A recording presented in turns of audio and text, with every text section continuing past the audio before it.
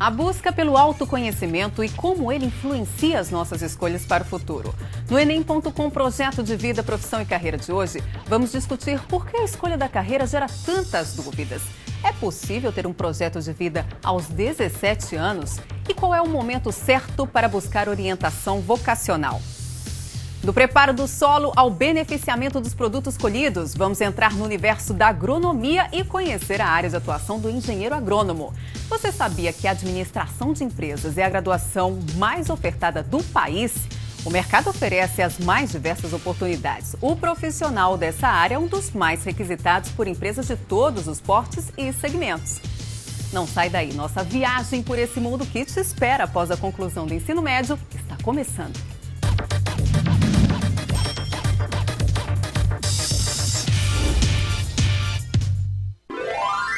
Do preparo do solo ao beneficiamento dos produtos colhidos. O engenheiro agrônomo atua em todas as fases da produção agrícola. Ele pode trabalhar tanto com o manejo de culturas, produção de sementes e mudas, quanto na criação de animais e prevenção de doenças em rebanhos.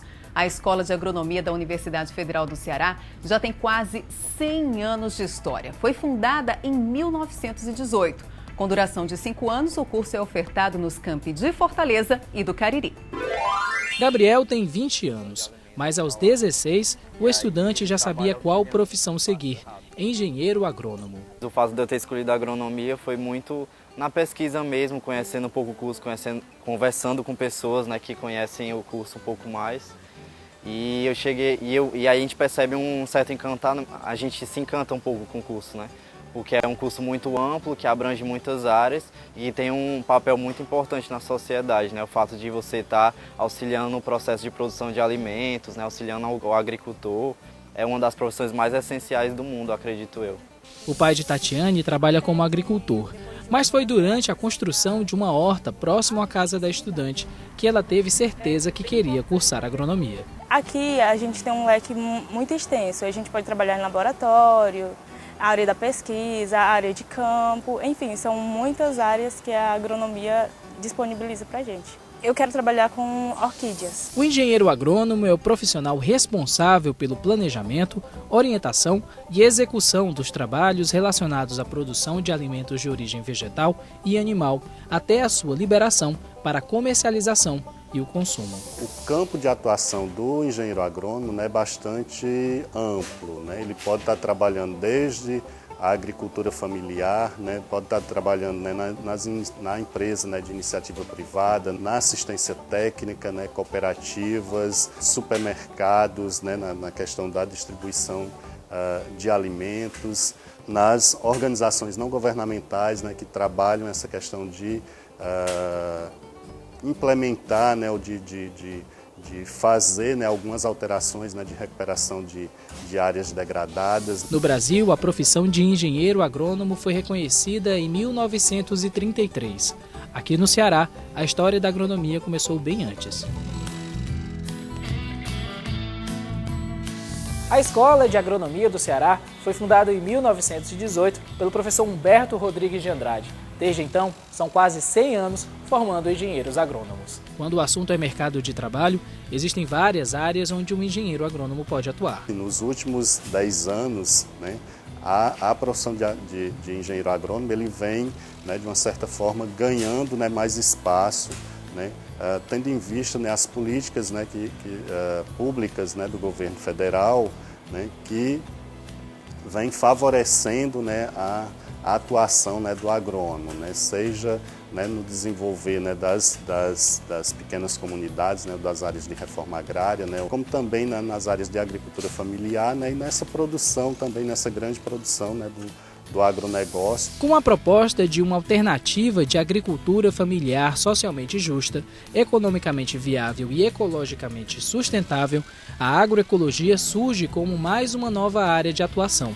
É nesse campo onde Daniel, que já está no 9º semestre, pretende atuar quando se formar. A agricultura aqui não toca em uma dezena de coisas, como os agroquímicos, né, que destroem de formas devastadoras. Eu pretendo atuar como extensionista, né? A extensão rural é você se desafiar no campo, né? Você fazendo visitas técnicas para agricultura familiar, agricultura camponesa, né? Está dando uma assistência técnica a esses agricultores, fazendo com que eles consigam ter uma forma de se sustentar, já que muitas vezes o governo não consegue ter políticas públicas que agregam eles, né?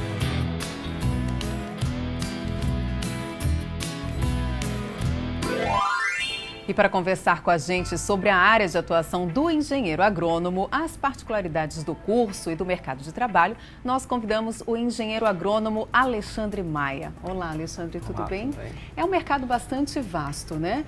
Queria que você contasse para a gente um pouquinho como é que é o cenário local, o Ceará na questão da agronomia. Primeiro, agradecer o convite, tá? E falar assim, a agronomia, como deu para a gente perceber no que foi apresentado, é um curso muito amplo, né? E que o Ceará, hoje, mesmo com esses problemas de seca que a gente vem enfrentando, vem se destacando, tanto na área de produção de frutas, como na área de produção de mel e flores, até flores a gente tem no estado do Ceará. Então isso mostra que o Ceará tem um potencial para o curso de agronomia, tanto dentro, já começando com a parte de pesquisa dentro da universidade, como em vários outros campos dentro do estado. Que bom. Pois olha, também são nossos convidados para o programa de hoje as estudantes da Escola de Ensino Fundamental e Médio Antônio Salles, Juliana Rafaela Furtado, Edna Vitória Lima e Kátia Paixão, né, Kátia? Vocês já escolheram o curso que vocês vão seguir? A Juliana tem dúvida, né, minha xará? Com a reportagem que vocês acabaram de ver, a Edna, você tem alguma pergunta para fazer para o Alexandre, aproveitar? Assim, eu achei bem interessante a parte de mexer com a terra e tal, mas vocês fazem pesquisas sobre a manutenção do solo, que tipo de solo você pode plantar ali, que tipo de plantas você pode fazer o cultivo ali? Vamos lá, pesquisas. As pesquisas acontecem tanto dentro das universidades, tá? Como também em empresas especializadas como a Embrapa, é uma empresa que a gente tem aqui no estado do Ceará que também realiza muitas pesquisas. As culturas dependem de tipo de solo, de clima. Então assim, dependendo do clima que você está, da região que você está, do solo que está lá, tudo isso influencia em tipo de cultivo que você vai estar realizando ou em tipo de criação que você vai ter dentro daquela área. Então toda essa pesquisa é realizada. Agora, Alexandre, você faz parte também do Instituto Agropolos, né? Isso. Inclusive, teve uma fala sobre o Instituto na reportagem. De que maneira o Instituto atua para colocar esses jovens no mercado de trabalho? Quando essa mão de obra que se forma hoje, o Instituto ele tem alguma parceria nesse sentido com as faculdades? O Instituto Agropolos ele é uma organização social sem fins lucrativos que a gente realiza trabalhos de assistência técnica, tá, a agricultores familiares através de projetos estaduais e federais. Então, assim, a gente capta recém-formados e pessoas que pouco tempo de experiência para que a gente venha levar ao homem do campo, trabalhando essa mão de obra que está saindo na universidade, para que ele venha dar assistência técnica para esses produtores. Então, tudo isso que é envolvido, o Instituto Agropolos está inserido, desde a agricultura familiar até a questão do agronegócio, como é a área da floricultura e da fruticultura, que a gente também realiza trabalho. Mas nós falamos sobre a área da agricultura e eu gostaria de saber também sobre o manejo animal, né, que é uma das áreas de atuação do engenheiro agrônomo. De que forma que acontece esse segmento, essa atividade? Dentro do curso de agronomia, vale salientar que a gente aprende parte de manejo de solos, agricultura, zootecnia, que aí está envolvida a parte de criação de animais. E nessa área a gente trabalha a parte de criação de ovinos, caprinos, questão de apicultura, gado, tanto para corte e para leite. Então, assim, o engenheiro agrônomo ele tem também essa atuação. Alguns cursos vieram sendo desmembrados dentro do curso de agronomia, como a área da zootecnia e da engenharia de pesca, que eram cursos que, a priori, no início, quando foi criado o curso de agronomia, fazia parte do curso. Então, assim, o agrônomo também tem essa especialidade dentro da área animal também. Agora, no Ceará, como é que é o cenário local? A gente já conversou sobre isso, um pouco você já antecipou, mas é possível dizer que os estudantes formados hoje em agronomia, o mercado consegue absorver toda a mão de obra hoje? Olha, hoje, atualmente, o país vem crescendo muito na questão de produção de grãos e frutas, tá? Regiões como o Sul, a região Centro-Oeste, a região Nordeste são as regiões que mais crescem, principalmente na questão de produção de grãos. O país é um dos maiores produtores de grãos do mundo. Então, assim, essas áreas, essas regiões são as regiões que mais precisam de gente. Então, muita gente aqui da região Nordeste está indo para essa área. Outra área que cresce muito é essa área de assistência técnica. Políticas públicas estão sendo implantadas para levar assistência técnica para agricultores familiares, que até um tempo atrás eles não tinham esse acesso. E isso vem abrindo o mercado, não só para o pessoal da agronomia, mas toda a área das agrárias em gerais. Então, o mercado vem crescendo e vem abrindo. Então, é uma oportunidade legal para quem está querendo ingressar no mundo da agronomia, porque a agronomia, o país, apesar de ter investido em questões tecnológicas, mas a gente é um país voltado mais para a parte de produção. A gente fornece alimento para todos os países assim, do mundo. Então, assim, essa semana a gente fechou acordos comerciais para exportar para a Rússia a questão de carne. Então, assim, a gente vê que a atuação vem crescendo e o Brasil vem crescendo nisso aí. Então, é um mercado bem interessante está sendo investido para vocês. Nós estamos aqui só com adolescentes mulheres, né, com estudantes mulheres. Eu queria saber também se é verdade que esse mercado da agronomia, ele enfim, dá oportunidade igualmente para homens e mulheres? Vamos lá. Quando eu entrei no curso de agronomia, há poucos anos atrás, a minha turma basicamente era quase todas voltadas só de homens. 10% da turma eram mulheres. Hoje a gente entra no banco da universidade e a gente vê que as mulheres estão dominando o mundo, né? Olha aí. Mais de 50%, pelo menos na última turma que eu tive dando aula, tanto aqui como na região do Cariri, eu fui dar umas aulas sobre floricultura lá. Então, assim, a gente via que só tinha mulheres dentro da sala assistindo aula. E a gente vê que esse campo é aberto. Dentro dessas políticas públicas que estão sendo implantadas hoje, é necessidade que seja aberta uma percentagem mínima para que as mulheres venham atuando. E a gente tem visto que as mulheres estão ocupando mais espaço do que até os próprios homens. Então, assim, esse mito que era um curso voltado para homens está caindo E não só abaixo. na agronomia, como em muitas outras áreas também. Alexandre, muito obrigada pela sua participação aqui com a gente. No próximo bloco, a busca pelo autoconhecimento e como ele influencia as nossas escolhas para o futuro. Não sai daí.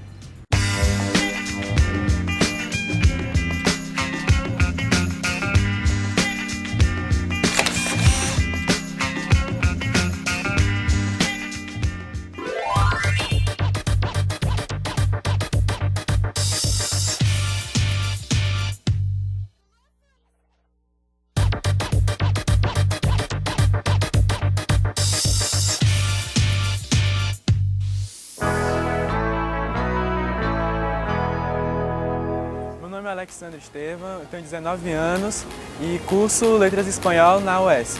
Durante 8 meses eu não saía muito, assim, aniversário dos meus amigos, festa. Eu tive que dedicar mais meu tempo assim, para os estudos realmente, para poder conseguir alcançar meu objetivo, que era entrar na universidade. Eu escolhi fazer Letras de Espanhol por conta que desde da adolescência eu costumava escrever muito. Então já me influenciou a ir ao caminho das letras. E também na adolescência eu comecei a ter contato com a cultura latina. Aí isso me fez escolher o espanhol, então eu juntei os dois, a escolher letras e espanhol. Todo esforço vale a pena, é o seu sonho que está em jogo. Então você vai conseguir alcançar seu sonho, entrar na universidade, formar, começar a traçar um futuro de verdade na sua vida. Eu pretendo ser professor de língua espanhola em escola pública, assim para incentivar os outros alunos também a ingressar na universidade, conseguir alcançar seus sonhos, suas metas, seus objetivos. É isso. E agora o nosso papo é sobre autoconhecimento e como isso influencia as nossas escolhas para o futuro. Para conversar com a gente, convidamos a psicóloga Roberta Cavalcante. Olá, doutora Roberta, seja muito bem-vinda. Por que é tão difícil, doutora Roberta, essa procura pelo autoconhecimento, especialmente na adolescência? Tudo bem, Juliana, obrigada pelo convite, né? Eu te digo que, assim, pelo momento de vida em que o jovem passa, a adolescência, né, cheia de mudanças, e essas mudanças levam muitas vezes a conflitos, então muitas vezes eu não sei nem quem é que eu sou, como é que eu vou saber o que é que eu vou ser, né? Então eu acho que é um momento propício, de alguma forma, para que essas questões venham, mas também é um momento em que o jovem tem muitas dúvidas, né? E aí, assim, vai ter que fazer uma escolha, e uma escolha que muitas vezes é importante, né? E uma escolha muitas vezes árdua. Mas eu te digo que a questão maior é pelo momento que ele está atravessando, em que muitas vezes ele até se desconhece. Eu digo até que na maioria das vezes o jovem se desconhece, não sabe o que é que ele quer de fato, porque também nunca se deparou para olhar para si. Por sinal, doutora, nós separamos algumas perguntas feitas por estudantes. Nossa equipe visitou uma escola para colher algumas perguntas e nós vamos ouvir a primeira. Como buscar o autoconhecimento? Pois é, eu digo sempre que se a gente tivesse na nossa cultura, através das nossas instituições que nos formam, família e escola, condições para que desde pequeno a gente se percebesse e se ajudar tanto nesse momento, né? Mas assim, muitas vezes não. A gente passa pela infância, entra na adolescência e muitas vezes a gente não olha e não sabe quem nós somos. O que eu coloco sempre, Juliana, é que a gente precisa nesse momento olhar para si, assim, o que é que eu gosto? Né? Assim, o que é que me faz feliz? Até mesmo nas horas livres, nas horas de lazer, né? Assim, o que é que tem me chamado a atenção? Né? Quais as disciplinas na escola que de alguma forma eu me interesso mais? Por quê? Então são questões como essa, simples, que muitas vezes a gente faz ao jovem e ele muitas vezes não sabe o que dizer. Então eu acho que se perceber seria muito interessante. Como na nossa história de vida, enquanto pessoas, nós não somos levados a nos olhar, muitas vezes a gente se depara nesse momento com uma escolha que nós precisamos fazer e realmente não nos conhecemos, como eu já coloquei. Então, assim, vem muitas vezes a ajuda de outros profissionais. Aí entra um pouco a área da psicologia. Eu vou perguntar para as meninas, porque a Juliana, por exemplo, conversou comigo um pouquinho, né, Ju? E ela disse que é complicado, você ainda não decidiu assim muito bem. E eu vejo que existe muita dúvida ainda, né? Nem assim, estou entre uma e outra, você realmente está cheia de dúvidas. Exatamente. A gente não sabe como fazer, o que escolher, não sabe as alternativas. E eu queria saber como, em que momento a gente vai saber como entendeu? O que é que a gente vai fazer. Então, doutora, qual o momento certo para buscar essa orientação vocacional? Eu te digo, Juliana, que assim, o momento mais adequado é no ensino médio e o segundo ano, porque temos mais tempo para trabalhar e o jovem ele está mais amadurecido para se despertar para essas questões, mas que mesmo assim é um processo muito singular e individual de cada um. Agora, se eu tivesse de dizer um momento adequado, seria esse. A partir do segundo ano, ou o primeiro ano mesmo, né? Mas que não deixe para o terceiro, porque no terceiro já é a escolha efetivamente. Eu queria saber da Kátia, se você no seu universo, no seu momento, quando você está sozinha em casa pensando, como é que você faz esse exercício de autoconhecimento? Você pensa, quais são as minhas características? Eu sou tímida? Ou até mesmo conversando com seus colegas, seus amigos, vocês falam sobre isso?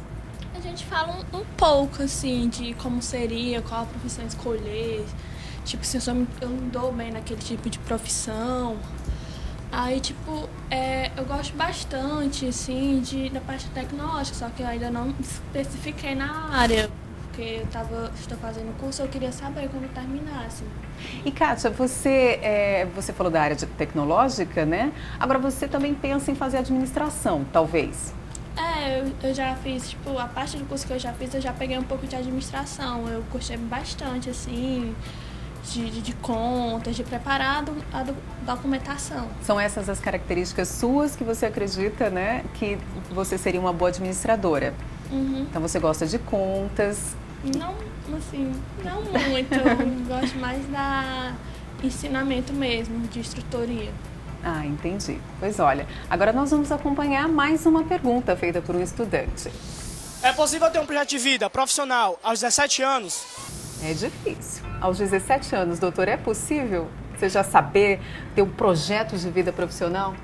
Dessa forma que é colocado para nós, não. Até porque isso é construído numa trajetória de uma experiência de vida, né?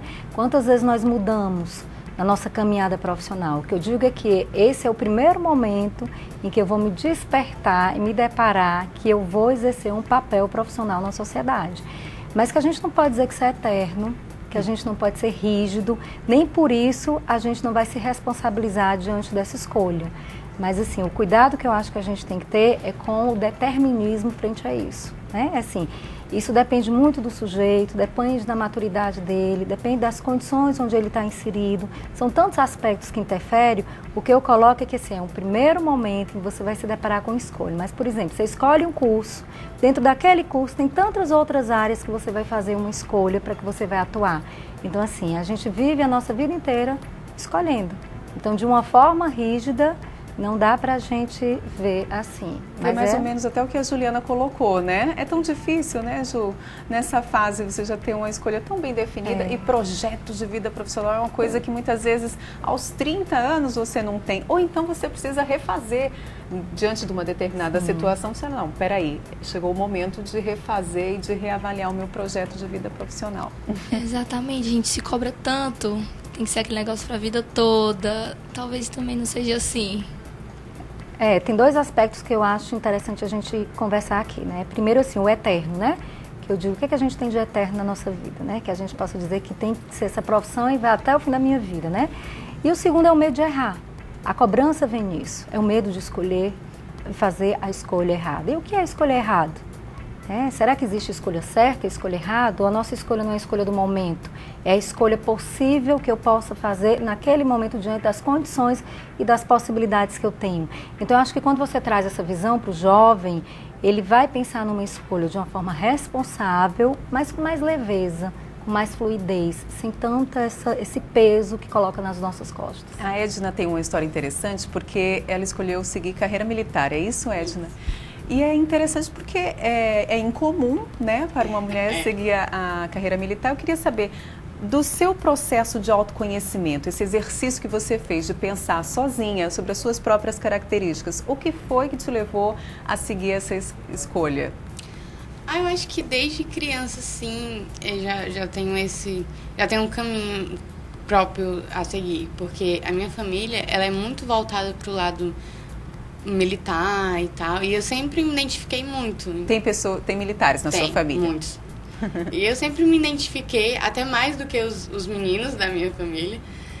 E eu acho que talvez, eu não sei se isso existe, mas quando a pessoa já nasce assim com aquela certeza de que é aquilo que ela quer.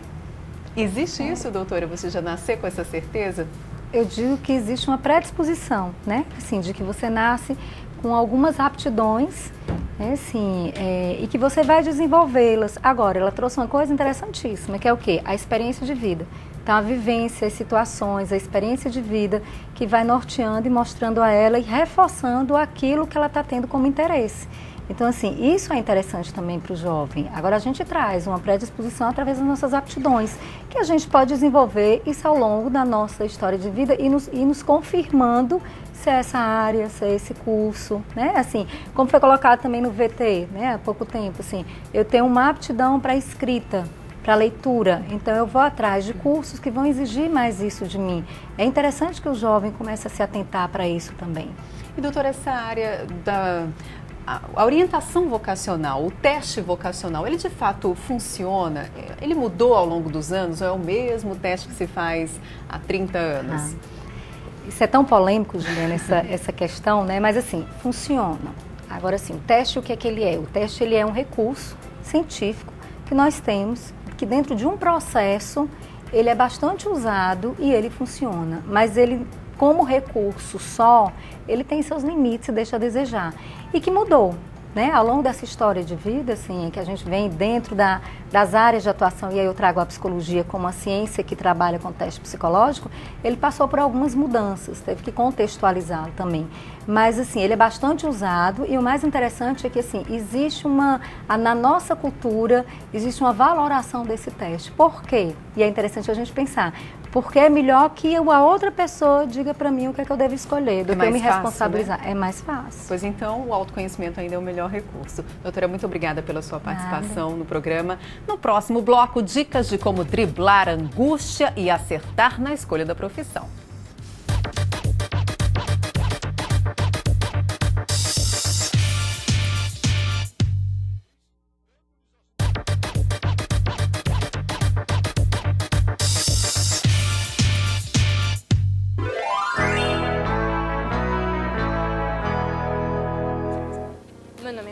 Eu tenho 18 anos e eu estudo agora biotecnologia na UFC.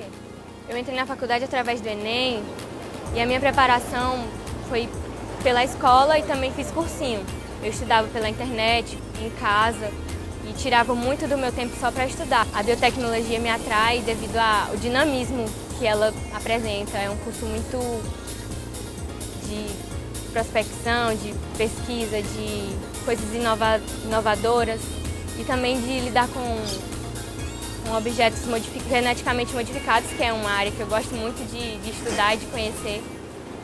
Bom, a respeito de Enem, eu digo a todos que estão agora passando por esse processo seletivo, como decisivo, que não temam, sejam muito corajosos, porque se você for olhar para o obstáculo, você não vai conseguir. Simplesmente pense só em você, pense que você quer aquilo, que é o seu sonho, que você tem que alcançá-lo, e simplesmente se esforcem, estudem bastante, e vale a pena. A psicóloga Roberta Cavalcante continua com a gente para falar um pouco mais sobre as angústias que atormentam os jovens no momento da escolha da profissão. Doutora, qual é a sua principal dica, sua principal orientação para esses jovens que estão assim tão cheios de dúvidas ainda? Eu te digo, Juliana, que a angústia muitas vezes vem sobre o processo de escolha, né? A gente vive num momento de grande diversidade de cursos. O jovem hoje ele olha muito para o mercado de trabalho, é um dado importante da gente perceber. Mas assim, escolher angustia. Em qualquer momento da vida, quando você tem que tomar uma decisão, né, e uma decisão grande, uma decisão forte na tua vida, você tem esse medo de fazer uma escolha errada. Mas ao mesmo tempo que angustia, eu digo que a angústia é uma coisa interessante, porque faz a gente se movimentar, faz a gente buscar, né? Então o que eu coloco é que assim, é interessante conversar com a família, dialogar, é interessante, às vezes na escola você não tem um profissional de psicologia, mas você tem um professor que é mais acessível, né? Assim, que você é um modelo, uma referência para você, que você possa sentar e conversar com esse professor, né? Assim, para tirar algumas dúvidas. A informação profissional, que eu acho que é extremamente importante, os jovens hoje desconhecem as profissões, né? Se eu quando conhece, não conhece tão profundamente, ter contatos com profissionais da área, isso ajuda muito. Hoje as universidades elas são extremamente abertas a acolher o aluno, né? Assim, a buscar, né? Assim, contato com essa universidade. Então acho que tudo isso são caminhos que fazem com que você fique mais tranquilo. Agora sim, escolher um processo que não é fácil, por isso que eu digo que a gente tem que começar um pouquinho antes, né? Não é essa escolha no terceiro ano. Vamos ouvir mais uma pergunta de estudante? Por que escolher uma profissão traz certa angústia? Acho que já falamos, né, sobre esse processo de angústia, de inquietação. Traz angústia porque você... É lidar com o desconhecido, com aquilo que eu não conheço ainda, né? Assim, a começar comigo e ter que tomar uma decisão. Eu te digo que durante o processo inteiro de escolha da profissão, o mais difícil para o jovem é a tomada de decisão. No intervalo do bloco, a Kátia perguntou aqui o que era um teste vocacional. Como é que acontece esse teste vocacional? Vamos falar um pouquinho mais, porque é uma dúvida de muita gente também, né, doutora? Tá. Existe uma variedade de testes, tá? Então, tem testes que trabalham mais a questão dos interesses. O que é que eu digo interesse? As suas preferências, do que é que você gosta, do que é que você não gosta. Pelas alternativas que você vai dando, ele vai te guiando, né, assim, para os teus gostos e preferências. Existem testes que vão falar mais sobre personalidade, a tua forma de ser, as tuas características de pessoa, a partir também de como você se reconhece e como você se percebe. E existem testes de aptidões. Aptidões seriam o quê? Seriam talentos, algo que você já percebe em você, que você traz e que você pode aprimorar e desenvolver. Então, são vários testes, não tem um teste psicológico que reúna tudo isso, não. Então, às vezes existe uma bateria de testes, profissionais trabalham mais com avaliação psicológica, usando esse instrumento, que aí ele vai caminhar por esses 3 segmentos que eu coloquei. Nós falamos de mercado de trabalho. Juliana, você está nesse momento de dúvidas. Você já pesquisou o mercado de trabalho? Não. Já parou para pensar sobre esse assunto? Não, por enquanto. Ainda não. Eu pergunto porque é uma angústia muito comum. Às vezes você quer seguir determinada profissão, só que o mercado não é favorável naquele momento para aquela profissão. E você condiciona a sua escolha para o mercado de trabalho, né? Direciona para aquilo que o mercado pode lhe oferecer também. É um erro isso, doutora? É um risco porque esse mercado, ele é o quê? Ele é dinâmico. Então, assim, hoje uma profissão que pode não ser tão alta, amanhã isso pode virar, né? Sim, isso acontece demais. Então, assim, é um erro que você olhe só para o mercado de trabalho. Porque a preocupação do jovem hoje que traz também é assim, uma profissão em que eu vou ter uma inserção profissional imediata. Vou ganhar bem, né? Vou ser bem remunerado. Né? Mas não dá para hoje, diante dessa escolha, você já garantir isso. O que eu digo é que assim, se você faz uma boa formação, né, se você busca, né, assim, o máximo que você puder dentro daquela formação, as possibilidades vão vir, as oportunidades vão surgir e você pode se inserir sim no mercado. Vamos ouvir então mais uma pergunta de estudante. Eu tô numa dúvida cruel, eu faço exatas ou humanas? Exatas ou humanas, né? Os Foi dois extremos. Bem extremos, né? Sim. O que eu digo nesses casos, assim, primeiro a gente tem que olhar para si mesmo, né? Por que exatas e humanas, essas duas escolhas? Às vezes isso vem, Juliana, como uma dificuldade de deixar para lá algo. Então, assim, o jovem, ele quer tudo. Então, como ele quer tudo, é difícil dizer não. É difícil renunciar e ceder, que aí está dentro do processo de escolha. Ele quer como se ele quisesse levar toda a bagagem, ele não pode. No momento que eu escolho humanas, eu estou deixando outras possibilidades para trás. E o deixar essas outras possibilidades é que angustia e que é difícil para o jovem. Mas assim, sempre vai ter alguma área ou outra que me chame mais atenção. Eu posso até gostar de todas as disciplinas, mas assim, sempre tem alguma em que eu tenho uma preferência maior. Ou pela aula, ou eu tenho uma facilidade maior de estudar, né? Porque às vezes acontece de ser um bom estudante, gostar de todas as disciplinas, e dizer, e aí, o que é que eu escolho, né? Mas assim, quais dessas disciplinas você acha que tem mais facilidade? E não é só olhar para as disciplinas, e você? E aí entra todo um processo de autoconhecimento de você tentar conhecer essa pessoa, né? A Kátia tem um relato mais ou menos nesse sentido, né, Kátia? Você estava falando que ou administração que você pensa em fazer, porque você gosta de números e tudo mais, qual é a outra que você pensou, a princípio, em fazer? Tecnologia. Tecnologia. Tecnologia. Eu sei que há uma carência assim, no mercado de tecnologia, de designs assim, e de produção de vídeo. Assim, seria melhor pegar o que está em carência ou o que está em alta, assim. Você está tentando combinar as duas coisas, então. Você fez um processo de autoconhecimento, viu que tem vontade de fazer aquilo, reúne algumas características que te levam a pensar que você seria uma boa profissional nesse segmento e também está combinando com o mercado de trabalho, né? É o caminho o caminho ideal para você seguir, você fazer aí colocar tudo na balança? O caminho, eu acho, primeiro o que é que essas profissões têm a ver comigo, né? Assim, por que é que eu quero fazer administração? O que é que eu vi no administrador, no que eu li, que me encanta, que me atrai, né? Que tem a ver comigo. Por quê? Né? A nossa identidade pessoal, eu enquanto pessoa, tem que estar muito próximo da escolha que eu faço, da minha identidade profissional. Porque se isso não tiver uma relação, isso vai ser um conflito mais tarde, né? Assim, eu posso até ter um retorno interessante do meu trabalho, mas eu não gosto daquilo que eu faço, eu não me realizo daquilo que eu faço, né? Então eu te digo que o caminho primeiro é assim, ao ler sobre os cursos, a se deparar com aquele curso, o que é que esse curso tem a ver com a minha pessoa, com a minha forma de ser? Por que é que eu estou tão interessada em esse curso? Depois tu olha para um outro aspecto que não necessariamente ele é o primário, que é o mercado de trabalho. Eu não acho que o mercado de trabalho tem que ser o primário. Agora, se é algo importante para você, você já sabe que ele é importante para você, mas olha primeiro a tua relação com esse curso que tu está vendo e que tu está dizendo que tem algo nele que te interessa. Por que disso? Vamos ver mais uma pergunta agora de estudante? O que eu preciso levar em conta na hora de escolher a minha profissão? Todas essas questões nós conversamos agora, são muitos os fatores, né? Mas eu pergunto assim, o que é crucial? É a questão do autoconhecimento. É a questão do autoconhecimento. E quais são os equívocos mais comuns, doutora, desse processo? Veja só, a gente está falando de um jovem, né, que está nesse momento de vida. É muito comum ele ter modelos e exemplos e referências. E o que eu sempre coloco é assim, tem a necessidade da aprovação da família. A gente quer fazer uma escolha em que essa escolha seja apoiada. Então eu digo que uma das grandes questões é a interferência da família no processo de escolha, porque lidar com o desejo dos pais e muitas vezes você não corresponder a esse desejo, a expectativa da família, não é fácil nesse momento de vida. Então ele diz que existe um impasse muito grande nesses aspectos. E eu vou perguntar para a Edna agora, já que toda a família dela, né, está envolvida com essas questões. Tem carreira, muita gente faz carreira militar na sua família, né, Edna? Agora sim, em que medida que isso influenciou na sua decisão? Você acredita que você escolheu também para ter a aprovação da sua família? Não. Na verdade, a minha família ela é muito por optar pela felicidade da gente. O que te fizer feliz, tá bom. Mas é a questão mesmo de você olhar e dizer assim, caramba, isso é muito legal, eu quero fazer isso também. Desde criança.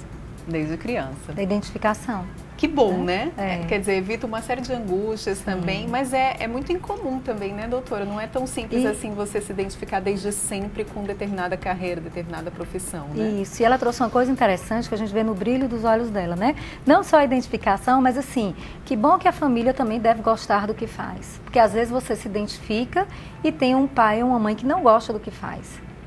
Sim, você diz, eu gostaria de ser aquilo que meu pai faz, mas na verdade tudo que o pai queria, a mãe é que ela não fizesse aquilo. Né? No caso dela, não. Né? Contribui e ajuda muito isso, porque a família também gosta do que faz. Obrigada, viu, doutora? Eu tenho certeza que essa conversa foi muito boa para todos, né? Foi bastante esclarecedora. Muito obrigada pela sua participação no programa. E no próximo bloco, administração de empresas, a graduação mais ofertada do país. Forma os profissionais mais requisitados por empresas de todos os segmentos e tamanhos.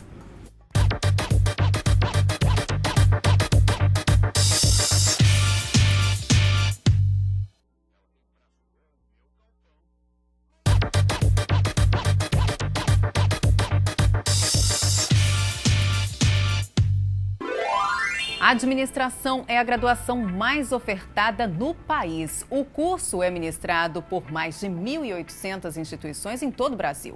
De acordo com o Censo da Educação Superior de 2012, o curso também bate recorde em número de matrículas. São mais de 830 mil. Os números superlativos da administração podem ser explicados, em parte, pelo fato de o profissional ser um dos mais requisitados por empresas de todos os segmentos e de todos os portes. O repórter Emanuel Bruno apresenta para a gente o curso de administração da UES e o leque de oportunidades que o mercado oferece para o administrador de empresas. Bem, Juliana, eu estou aqui no campus do Itaperi, da Universidade Estadual do Ceará, a UES, para mostrar um pouco sobre um dos cursos mais tradicionais. Eu estou falando de administração. Vamos lá, então. Ele é o profissional responsável pelo gerenciamento dos recursos humanos, materiais e financeiros de uma empresa. Ajuda a definir, analisar e cumprir as metas da organização. Assim, é o trabalho de um administrador de empresas. O curso de administração no Ceará foi criado em 1957. A ideia inicial era de formar administradores para a área pública. Somente em 1975 que a Escola de Administração do Ceará foi incorporada à UES.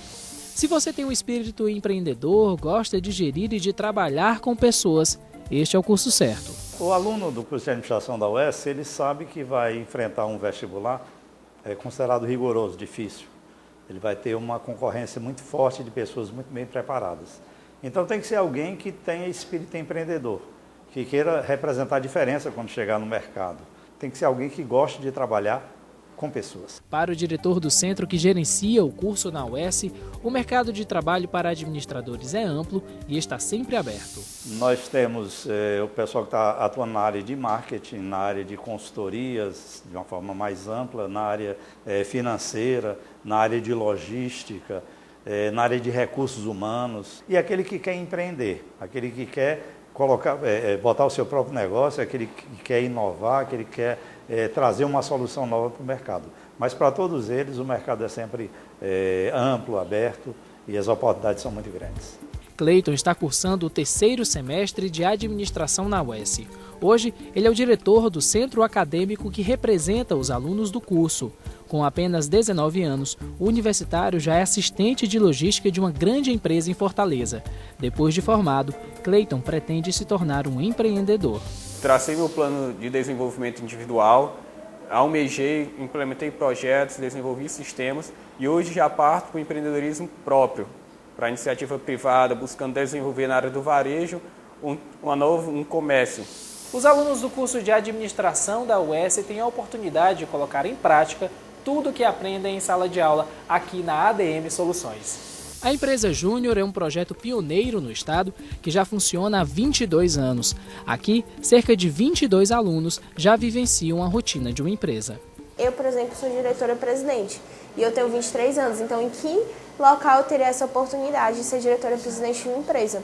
E a gente trabalha com tomada de decisão e executa realmente projetos, que a gente faz projetos de consultoria e pesquisas de mercado, então para as empresas mesmo de mercado. Além do que, a gente também trabalha muito na gestão interna, como assim, na parte de marketing, gestão de pessoas, financeiro, qualidade, projetos e presidência. Então, assim, a gente trabalha em todas as vertentes que a administração tem e vivenciando realmente como funciona.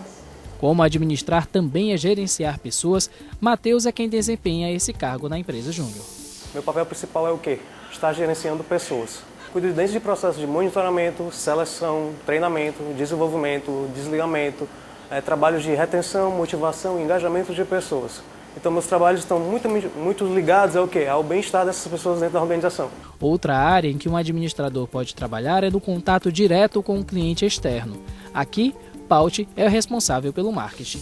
Eu sou a ligação entre o cliente e a equipe do projeto. Se tiver bom, beleza, continuo com o andamento do projeto sendo bom. Se tiver ruim, o gestor senta com a equipe do projeto e fala: pessoal, vamos conversar aqui, o que está acontecendo, o que a gente não está gostando. Então é essa ligação, mesmo de passar feedbacks para a equipe do projeto. Posso dizer, afirmar que a empresa Júnior realmente muda a vida do universitário, com aquele conceito de sempre alinhar a teoria às práticas gerenciais.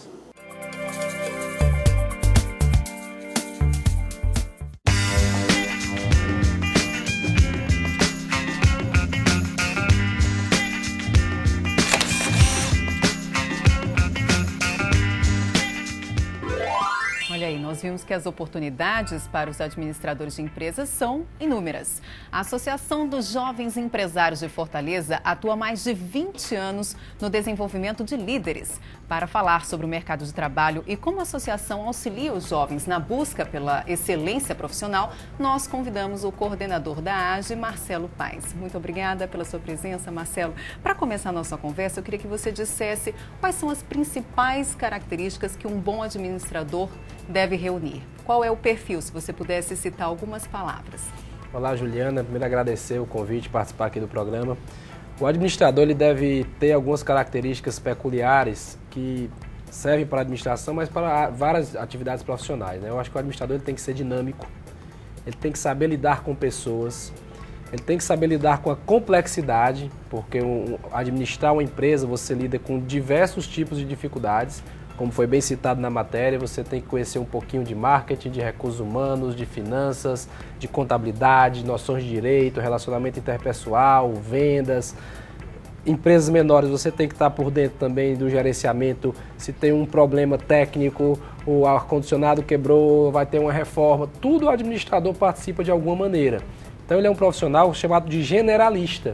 Ele conhece um pouquinho de cada coisa. Então para isso você tem que ter dinâmica, flexibilidade e, sobretudo, saber lidar com as pessoas. E agora, para a gente citar algumas características psicológicas mesmo, porque nós estamos falando com estudantes que estão nesse processo de escolha, né? Que é um processo difícil. Então, para que esse estudante olhe para si, diga assim, não, o que é que eu reúno de características que possam me levar a acreditar que eu posso ser um bom administrador? A questão do dinamismo, né? De uma pessoa mais dinâmica. O que mais, Mar? Dinamismo, organização, né? O administrador, por trabalhar com essa complexidade de informações, ele precisa ser alguém organizado, né? Ele precisa gostar de lidar com gente, ele precisa saber traçar objetivos e cumprir objetivos, porque se espera do administrador mais do que empenho, desempenho. Ser organizado também. Ser organizado. Vocês, meninas, disso que nós conversamos aqui, vocês se identificaram alguma coisa assim que tem a ver com a administração? Juliana, que é das estudantes aqui, é que está com mais dúvida, né, Ju? Você acredita que você tem um perfil mais ou menos parecido? Eu gosto de lidar com pessoas. Não sou boa, mas eu gosto. Assim, você percebeu isso no seu convívio com seus colegas e tudo mais. Exatamente. As pessoas te buscam muito para, assim, desabafar. Muito. Bastante. Você é aquela da turma que todo mundo procura quando está com um problema, né, Ju? De repente pode ser pelo menos um sinal de que você tem aptidão para trabalhar com pessoas. Não necessariamente para ser administradora, mas existe aí uma gama enorme também de outras atividades de trabalhar com gente. E me conte, por favor, como é que é a atuação da AGE, a Associação de Jovens Empresários? A AGE é uma instituição que esse ano faz 25 anos, né? É uma instituição de jovem empreendedor, pioneira no Brasil, de jovens empresários e, sobretudo, a gente está lá lidando diariamente com as dificuldades, os sonhos, as angústias e o futuro, a projeção de crescimento do empresariado cearense. É uma instituição que ela é bastante plural, porque dentro da AGE a gente não trabalha com um segmento específico, então nós temos lá pessoas ligadas à educação, a comércio, à publicidade, a agronegócio, advogados, engenheiros e todos com perfil muito jovem. Isso é importante, o conhecimento do associativismo, né? A gente troca diversas experiências lá. Tem a figura também do associado agente, que é universitário, né? Ele não tem empresa ainda, mas ele deseja ter empresa, ele já pode se associar à AGE, já pode fazer parte. E a dinâmica de atividades que a gente realiza na AGE, almoços empresariais, em que a gente chama um empresário de sucesso para falar sobre a trajetória de vida dele, visitas técnicas às empresas, missões empresariais, que a gente vai conhecer a realidade empresarial de outro estado, o programa Teoria versus Prática, a gente vai à universidade, leva o empresário para falar para os universitários o que é empreender, quais as dificuldades do negócio. Então tudo isso forma a liderança, forma o jovem, faz com que ele saia do seu escritório, só aquela dificuldade que ele encontra no seu mundo e tenha uma visão de mundo muito maior. E esse trabalho, como eu falei, já tem 25 anos e é muito benéfico à sociedade, formou várias lideranças empresariais, algumas também lideranças políticas com a característica de gestão. E a gente tem a satisfação de estar lá fazendo parte da AGE e contribuindo de alguma forma para o cenário econômico empreendedor do nosso estado, que vem crescendo muito. E Marcelo, para encerrar, você acredita que no estado, puxando aqui para a realidade local, existe muito mercado de atuação para o administrador? Totalmente, totalmente. Eu, pensando aqui, todos os meus colegas que estudaram comigo, todos estão empregados. Isso é um bom sinal. Todos. O meu irmão também fez administração, todos os colegas dele estão empregados. O cearense, ele tem esse perfil empreendedor também. Tem esse perfil. E muito amplo. Tem gente que está aqui, tem gente que está fora, tem gente que está em concurso. Muitos empreenderam nas suas empresas, tem gente na área de logística, na área comercial. Então é realmente muito amplo. Quem tem aptidão, quem tem interesse, a administração é realmente um curso interessante, é um curso que vale a pena fazer parte. Muito obrigada pela sua participação. Eu agradeço. O Enem.com Projeto de Vida, Profissão e Carreira de hoje fica por aqui. Nosso encontro é sempre às quintas-feiras, às 14h. Até lá!